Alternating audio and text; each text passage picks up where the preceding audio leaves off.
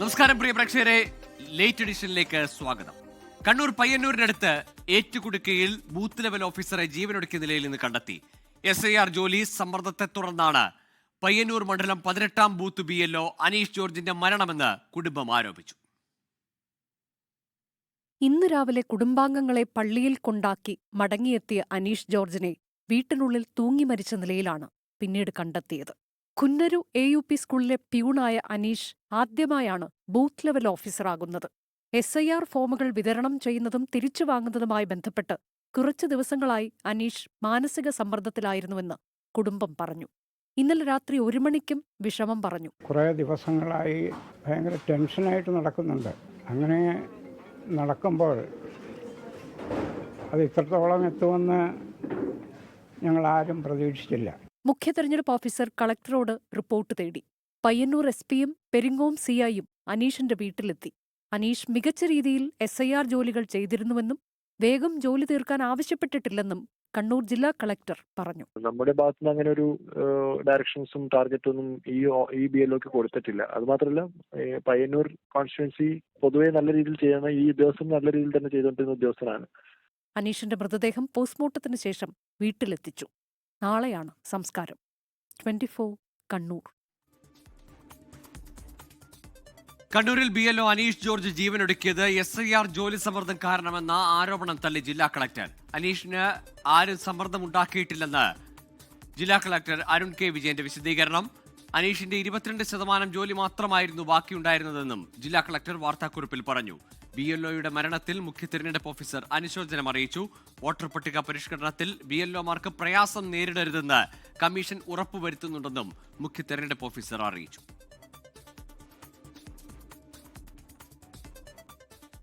BLO Aneesh ജോർജിന്റെ മരണത്തിൽ CPIM-നെതിരെ ആരോപണവുമായി കോൺഗ്രസ്. CPIM ഭീഷണിയിൽ മനംനൊന്താണ് ആത്മഹത്യയെന്നാണ് ആരോപണം. അനീഷ് ജോർജിന് കടുത്ത ജോലി സമ്മർദ്ദമുണ്ടായിരുന്നെന്ന് CPIM നേതാക്കൾ പറഞ്ഞു. നാളെ BLOമാർ ജോലി ബഹിഷ്കരിച്ച് പ്രതിഷേധിക്കും.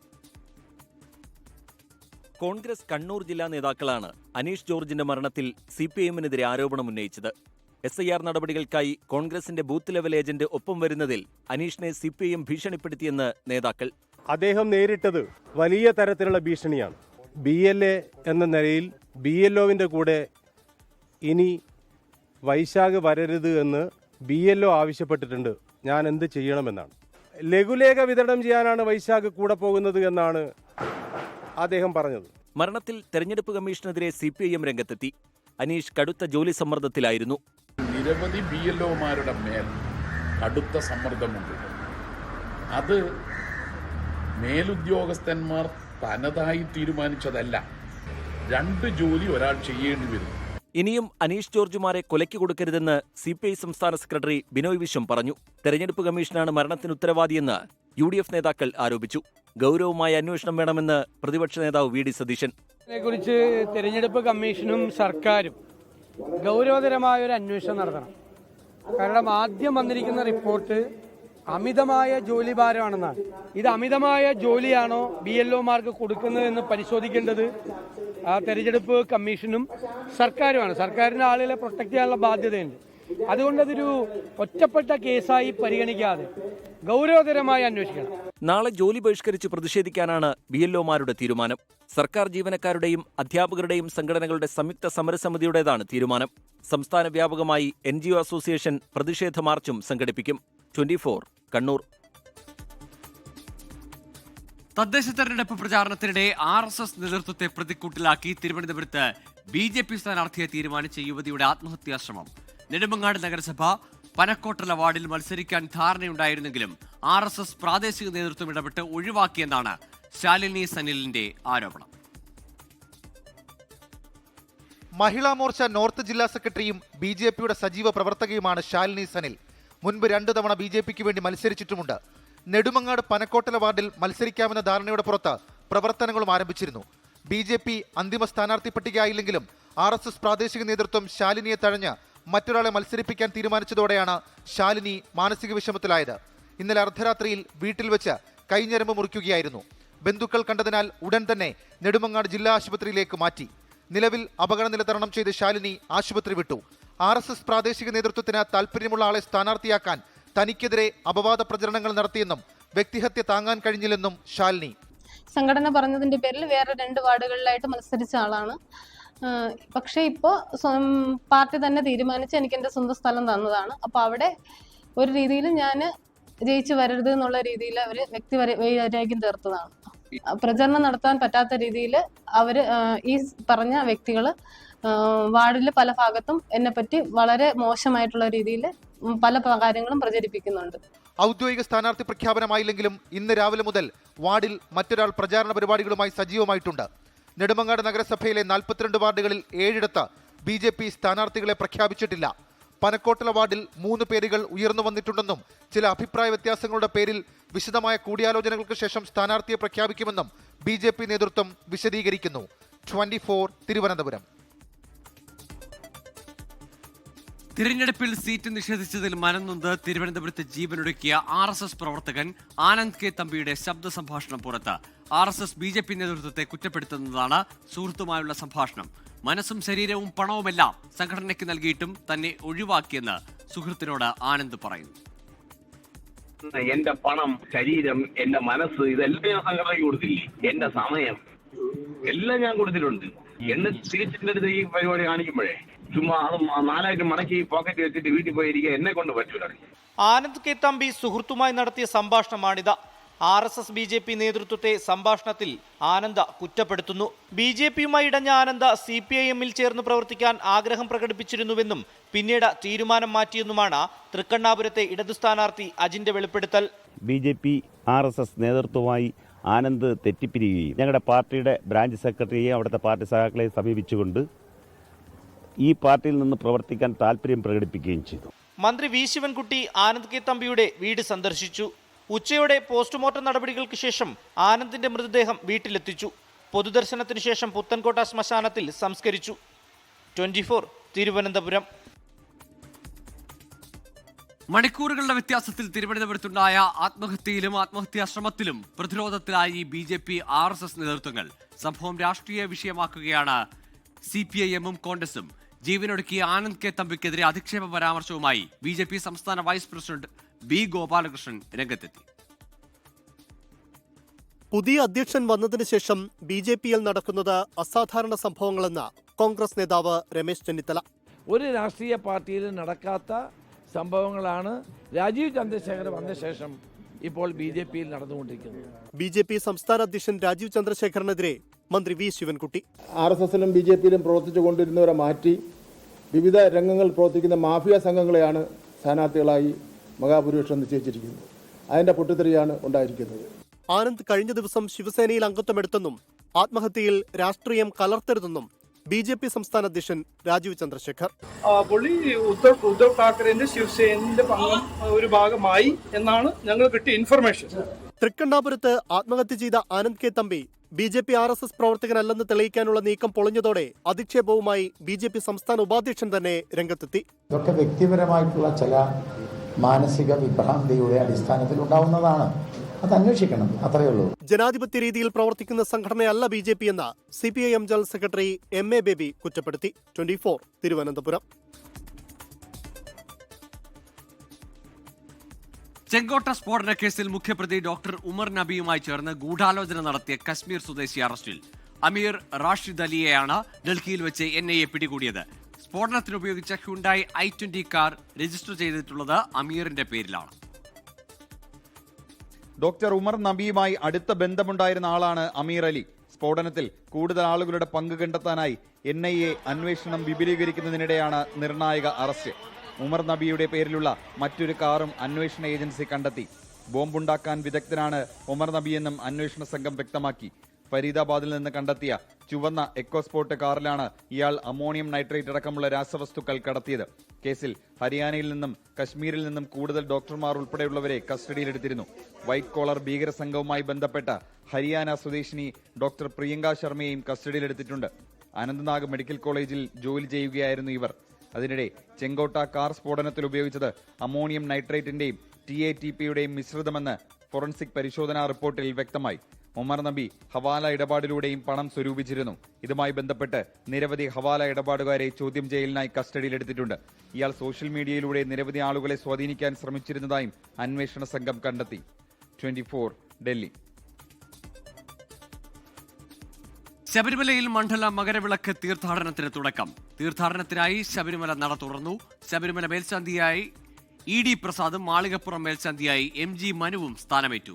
30,000-ലേറെ തീർത്ഥാടകരാണ് ആദ്യ ദിവസം ശബരിമലയിലെത്തിയത്. വൈകിട്ട് 5-ന് ക്ഷേത്രതന്ത്രി കണ്ഠരര് മഹേഷ് മോഹനരുടെ സാന്നിധ്യത്തിൽ മേൽശാന്തി അരുൺകുമാർ നമ്പൂതിരി നട തുറന്നു.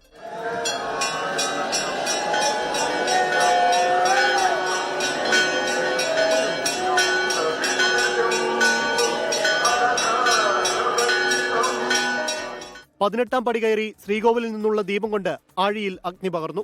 ഇരുമുടിക്കെട്ടേന്തി നിയുക്ത മേൽശാന്തിമാരെ മേൽശാന്തി കൈപിടിച്ച് സന്നിധാനത്തേക്ക് ആനയിച്ച ശേഷം സ്ഥാനാരോഹണത്തിനുള്ള അഭിഷേക ചടങ്ങുകൾ നടന്നു. രാത്രി ഹരിവരാസനം പാടി നടയടയ്ക്കുന്നതോടെ 1 വർഷത്തെ നിയോഗം പൂർത്തിയാക്കി അരുൺകുമാർ നമ്പൂതിരി പടിയിറങ്ങും. നമ്മുടെ 1 വർഷക്കാലം ഭഗവാനെ പൂജിക്കാൻ കിട്ടിയത് വളരെ സന്തോഷമുണ്ട്. നമ്മുടെ ഗുരുനാഥന്മാരുടെയും അച്ഛൻ്റെയും അമ്മയുടെയൊക്കെ അനുഗ്രഹമാണ്, എല്ലാവരുടെയും പ്രാർത്ഥനയൊക്കെ അതിനകത്തുണ്ട്. ഇത് വളരെ നല്ലൊരു 1 വർഷക്കാലമാണ്. നമുക്ക് ഈ മണ്ഡലകാലവും എല്ലാം നമുക്ക് വളരെ നന്നായിട്ടെല്ലാം നടന്നു. പ്രതിദിനം 90,000 പേർക്കാണ് പ്രവേശനം അനുവദിക്കുക. 70,000 പേർക്ക് വെർച്വൽ ക്യൂ വഴിയും 20,000 പേർക്ക് സ്പോട്ട് ബുക്കിംഗ് വഴിയുമാണ് ദർശനത്തിന് സൗകര്യം ഏർപ്പെടുത്തിയിട്ടുള്ളത്. ദർശനത്തിനെത്തുന്ന സ്ത്രീകൾക്കും കുട്ടികൾക്കും പ്രത്യേക ക്യൂ ഏർപ്പെടുത്തിയിട്ടുണ്ട്. നാളെ മുതൽ പുലർച്ചെ 3-ന് നട തുറക്കും. ഉച്ചയ്ക്ക് 1 മണിക്ക് അടയ്ക്കുന്ന നട വൈകിട്ട് 3 മണിക്ക് തുറക്കും. രാത്രി 11 മണിക്ക് ഹരിവരാസനത്തോടെ നട അടയ്ക്കും. 24 സന്നിധാനം. ശബരിമല സ്വർണ്ണക്കൊള്ളയിൽ ശാസ്ത്രീയ പരിശോധനയ്ക്കായി പ്രത്യേക അന്വേഷണ സംഘം സന്നിധാനത്തെത്തി. നാളെ ദ്വാരപാലക പാളികളിലെ ശാസ്ത്രീയ പരിശോധന നടത്തും. തിരുവിതാംകൂർ ദേവസ്വം ബോർഡ് മുൻ പ്രസിഡന്റ് പത്മകുമാറിനെ ഉടൻ കസ്റ്റഡിയിലെടുക്കില്ലെന്നാണ് സൂചന. ഇന്ന് രാവിലെയാണ് SP ശശിധരന്റെ നേതൃത്വത്തിൽ SIT സന്നിധാനത്തെത്തിയത്. കൂടിയാലോചനകൾക്ക് ശേഷം സന്നിധാനത്തെ പരിശോധന ഏത് തരത്തിൽ വേണമെന്നതിൽ തീരുമാനമെടുക്കും. നാളെ ഉച്ചപൂജയ്ക്ക് ശേഷമാണ് ദ്വാരപാലക പാളികളിലും കട്ടിലപ്പാളികളിലും ശാസ്ത്രീയ പരിശോധന നടത്താൻ ഹൈക്കോടതി അനുമതി നൽകിയിരിക്കുന്നത്. സ്വർണ്ണക്കൊള്ളയുടെ വ്യാപ്തി കണ്ടെത്താൻ ദ്വാരപാലക ശില്പങ്ങളിലെ അടക്കം സ്വർണ്ണപ്പാളികൾ ഇളക്കി പരിശോധിക്കും. രാസപരിശോധനയ്ക്ക് വിധേയമാക്കാൻ 1 സെന്റിമീറ്റർ വ്യാപ്തിയിൽ സ്വർണം ശേഖരിക്കും. SIT സംഘത്തിനൊപ്പം ശാസ്ത്രീയ പരിശോധനാ വിദഗ്ധരും സ്മിത്ത് ഉൾപ്പെടെയുള്ള ഉദ്യോഗസ്ഥരുമുണ്ട്. അതേസമയം തിരുവിതാംകൂർ ദേവസ്വം ബോർഡ് മുൻ പ്രസിഡന്റ് പത്മകുമാറിനെ SIT ഉടൻ കസ്റ്റഡിയിലെടുത്തേക്കില്ല. ശബരിമലയിലെ ശാസ്ത്രീയ പരിശോധന പൂർത്തിയാക്കി SP ശശിധരൻ തിരുവനന്തപുരത്ത് തിരിച്ചെത്തിയ ശേഷമാകും ഇക്കാര്യത്തിൽ തുടർ നടപടിയുണ്ടാകുക. കേസിൽ അറസ്റ്റിലായ N വാസുവിനെ ഇതുവരെയും കസ്റ്റഡിയിൽ വാങ്ങിയിട്ടില്ല. വാസുവിന്റെ പങ്കിനെക്കുറിച്ച് കൂടുതൽ തെളിവുകൾ അന്വേഷണ സംഘം ശേഖരിക്കുകയാണ്. ഇത് പരിശോധിച്ച ശേഷമാകും കസ്റ്റഡിയിൽ ആവശ്യപ്പെട്ടുകൊണ്ടുള്ള അപേക്ഷ നൽകുക. 24 പത്തനംതിട്ട.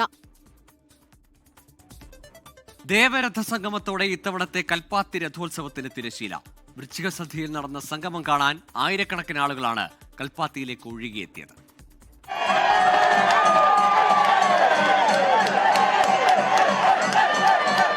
അഗ്രഹാരവീഥികളെ ധന്യമാക്കി ഇന്ന് 2 തേരുകളാണ് പ്രദർശനത്തിനിറങ്ങിയത്. പഴയ കൽപ്പാത്തി ക്ഷേത്രത്തിലെയും ഒപ്പം തന്നെ ചാത്തപുരം ക്ഷേത്രത്തിലെയും തേരുകൾ.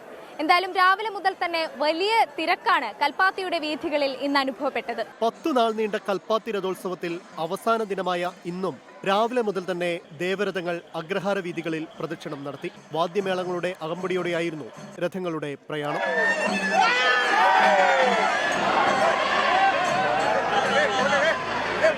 വൈകിട്ടോടെ വിശാലാക്ഷി സമേത വിശ്വനാഥ സ്വാമിയും വള്ളി ദേവാനി സമേത സുബ്രഹ്മണ്യ സ്വാമിയും ഗണപതിയും പഴയ കൽപ്പാത്തി ലക്ഷ്മിനാരായണ പെരുമാളും ചാത്തപുരം പ്രസന്ന മഹാഗണപതിയുടെയും രഥങ്ങൾ തേരുമുട്ടിയിൽ സംഗമിച്ചതോടെ പ്രശസ്തമായ ദേവരഥ സംഗമമായി.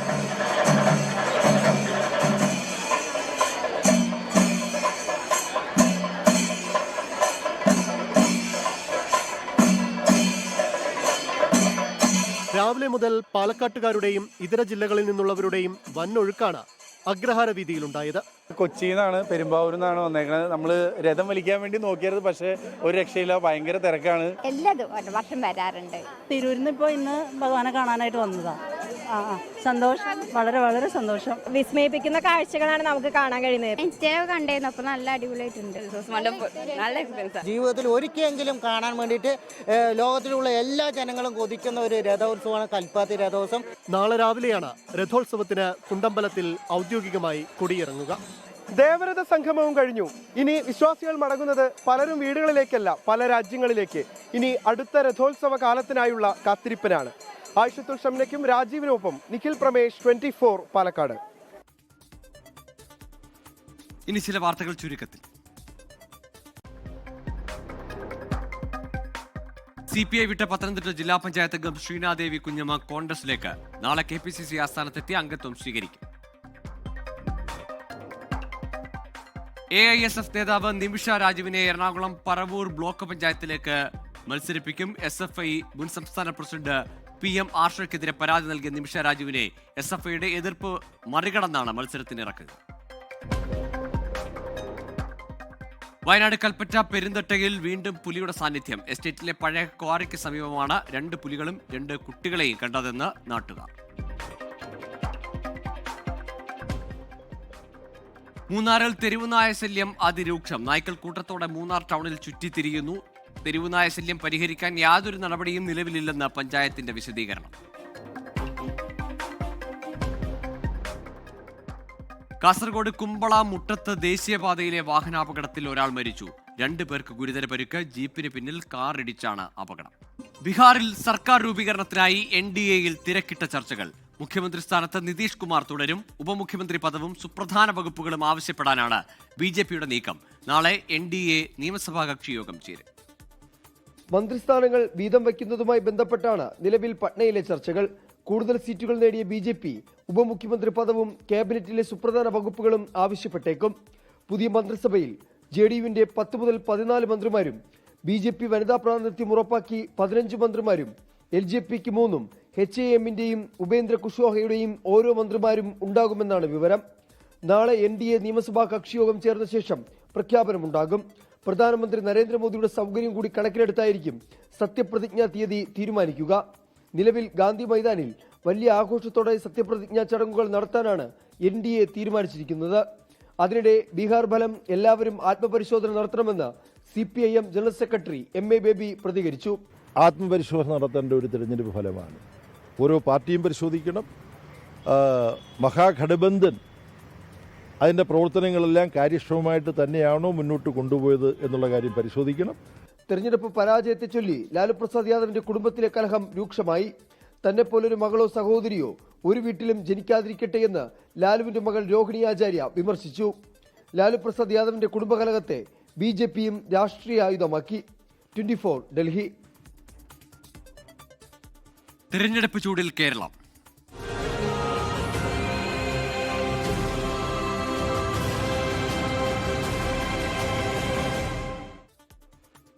തദ്ദേശ തെരഞ്ഞെടുപ്പിലെ സ്ഥാനാർത്ഥിത്വത്തിൽ മുന്നണികളിൽ തർക്കം രൂക്ഷമായി തുടരുന്നു. പാർട്ടികളിൽ നിന്നുള്ള രാജിയും വിമതരായി രംഗത്തെത്തുന്നവരുടെ എണ്ണവും കുറവല്ല. വയനാട് മുള്ളൻകൊല്ലിയിലാണ് കോൺഗ്രസിന് പ്രതിസന്ധിയായി കൂടുതൽ സ്ഥാനാർത്ഥികൾ മത്സരിക്കാൻ താൽപര്യമറിയിച്ചത്. മുള്ളൻകൊല്ലിയിലെ ഒരു വാർഡിൽ 8 പേരും പാടിച്ചിറ ബ്ലോക്ക് ഡിവിഷനിൽ 6 പേരും മത്സരിക്കാൻ സന്നദ്ധതയറിയിച്ചു. തൃക്കാക്കര നഗരസഭയിലെ 39 വാർഡുകളിലേക്ക് കോൺഗ്രസ് സ്ഥാനാർത്ഥികളെ പ്രഖ്യാപിച്ചു. കൊച്ചി കോർപ്പറേഷനിലെ രവിപുരം ഡിവിഷനിൽ യൂത്ത് കോൺഗ്രസ് നേതാവ് വിമതനായി മത്സരിക്കും. 2020 മുൻ നേതാവ് ആന്റണി ജൂഡി കോൺഗ്രസ് സ്ഥാനാർത്ഥിയായതിൽ പ്രതിഷേധിച്ചാണ് തീരുമാനം. കോഴിക്കോട് കോർപ്പറേഷനിലേക്ക് 21 സ്ഥാനാർത്ഥികളെ BJP പ്രഖ്യാപിച്ചു.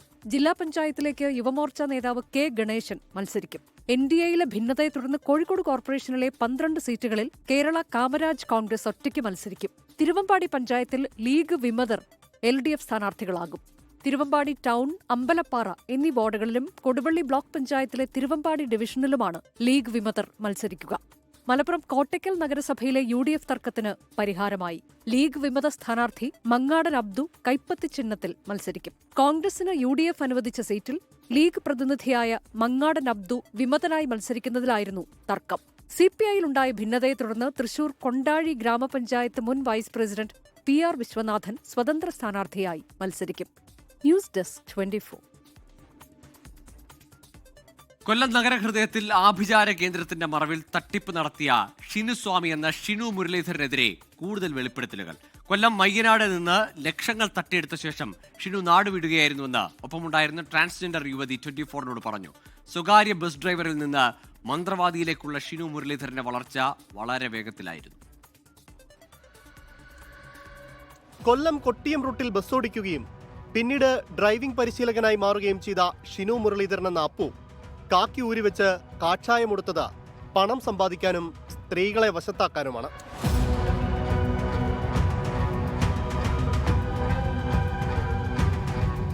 ആദ്യ ഭാര്യയുമായി വിവാഹബന്ധം വേർപെടുത്തിയ ശേഷം അപ്പു എന്ന ഷിബുവിനുണ്ടായത് വഴിവിട്ട ബന്ധങ്ങൾ. മയ്യനാട് സ്വദേശിയായ ട്രാൻസ്ജെൻഡർ യുവതി വീടിനോട് ചേർന്നൊരു ആശ്രമം പണിതു. തമിഴ്നാട്ടിൽ നിന്ന് വിഗ്രഹവും ഷിനു വാങ്ങി ഇവിടെ എത്തിച്ചു പ്രതിഷ്ഠിച്ചു. പിന്നീടാണ് ആഭിചാരങ്ങളിലേക്ക് കടന്നത്. ആടുമാടുകളെ അടക്കം ഇവിടെ കുരുതി ചെയ്തു. ആ രക്തക്കറ തന്റെ ശരീരത്തിൽ ഷിനു ഒഴിക്കുമായിരുന്നു. കുരുതിയുടെ ഭാഗമായിട്ട് തുടങ്ങി വെച്ചിട്ടുണ്ടായിരുന്നു. അപ്പം ഞങ്ങളും എൻ്റെ കുടുംബക്കാരും എല്ലാം ഇതിനെ എതിർത്തായിരുന്നു. 2-3 പ്രാവശ്യം അയാൾ ഇത് ചെയ്തപ്പോഴത്തേക്ക് ഞാൻ പറഞ്ഞു ഇതിവിടെ ചെയ്യരുത്. അയാൾ ഈ കോഴിയെ വെച്ചിട്ട് ഇവരെ കുരുതി നടത്തിയിട്ടുണ്ടായിരുന്നു. വിവാഹ വാഗ്ദാനം നൽകുകയും 1 വർഷത്തോളം ഇരുവരും ഒരുമിച്ച് താമസിക്കുകയുമായിരുന്നു. ഇതിനിടയിൽ ട്രാൻസ്ജെൻഡറായ യുവതിയുടെ ബന്ധുവായ മറ്റൊരു യുവതിയുമായി ഷിനു കൂടുതൽ അടുത്തു. ഇതോടെ ഷിനുവും ട്രാൻസ്ജെൻഡർ യുവതിയും തമ്മിൽ അകലാൻ ഇടയായി. ഒടുവിൽ ലഭിച്ച ലക്ഷക്കണക്കിന് രൂപയുമായി ഷിനു ട്രാൻസ് യുവതിയുടെ ബന്ധുവായ സ്ത്രീക്കൊപ്പം ഒളിച്ചോടുകയായിരുന്നു. തന്നെ ഷിനു ചതിച്ചുവെന്ന് കാട്ടി ട്രാൻസ് യുവതി പോലീസിലടക്കം പരാതി നൽകിയിരുന്നു. പിന്നാലെയാണ് ഇയാൾ സ്വന്തമായി കൊല്ലത്തെ നഗരഹൃദയത്തിൽ ജ്യോതിഷാലയം എന്ന പേരിൽ തട്ടിപ്പാരംഭിച്ചത്. ലക്ഷങ്ങളായിരുന്നു ഇയാൾക്ക് ഇവിടെയും വരുമാനം. 24 കൊല്ലം. ലോകത്തെവിടെയായാലും ഏത് സമയത്തും 24 വാർത്തകളും ഓഗ്മെന്റഡ് റിയാലിറ്റി പാക്കേജുകളും എക്സ്പ്ലെയിനറുകളും വിശദമായി കാണാൻ ഞങ്ങളുടെ യൂട്യൂബ് ചാനൽ നിങ്ങൾക്ക് സബ്സ്ക്രൈബ് ചെയ്യാം.